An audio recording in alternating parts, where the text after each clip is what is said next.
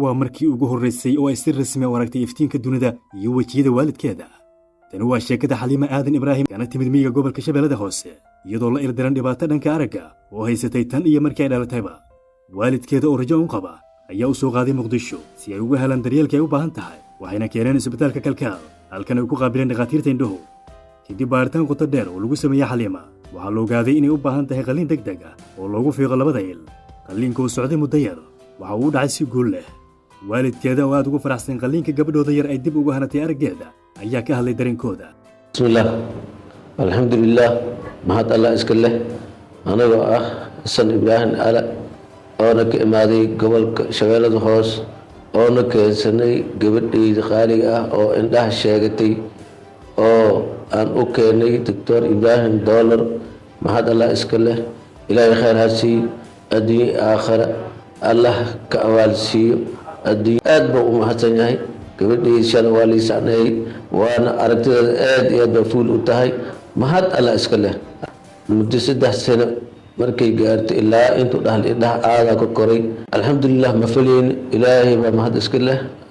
intaas juhdigaas dheeraadka ma artay ama la tacaalkaas waxaa noo sameeyay Dr. Ibrahim. sida caadiga carruurta inta badan caadka leh hore looma ogaado aragti yaraantooda boqolkiiba 10 carruurta dunida ku nool ayaa waxay yeeshaan caadkan ay leeynda daran yihiin. caawa waxay nasiib u yeelatay inay noo timaado iyadoo oo xilligii aan araggeedu uu korayay weli ku jirta. caadkan carruurta ay ku dhashaan carruuraha badanka markay cisbitaal ku dhashaan waa laga jeegareeyaa caadka carruurta ku dhalato iyo biyaha indhaha ku furma iyo waxyaabaha kale ee daaweynta hore iyo faragelinta u baahan goor hore. laakiin nasiib wanaag iyada umay suurtagelin. carruurta ilaa iyo araggoodu waxa uu koraa inta 8 jirka ka horeysa. haddii intaas in yar oo kamida ayaa ilaa 8 jirka u dhaafaad ilaa 13 jir meelahaas waa la arkaa laakiin dadkaas aad uma badna.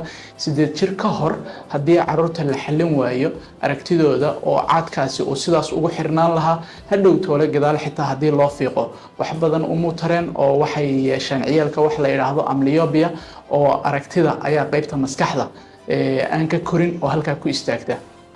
nasiib wanaag xaawo iyadoo hadda waa 4 jir labada indhoodba hal mar baan aan wada fiiqnay. waxaan u sameynay qalliin casri ah oo phacoemulsification ah.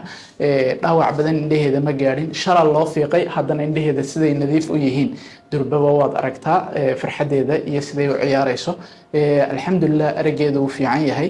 insha allah waxaan rajaynaynaa carruurta kale ee Soomaaliyeed ee aan fursada u helin inay caadkaas la indhadareen fursada u helin inay qalliin helaan iyagana inaan u fulino. insha allah caafimaad badan baan u rajaynaynaa iyo nolol wanaagsan. Xaliima maanta waxay kaligeed ku socotaa lugaheeda iyadoo aan ku tiirsanin cid kale taasoo muujinaysa in daaweynta iyo taageerada caafimaad ee la siiyay ay ka caawisay inay dib u soo kabato.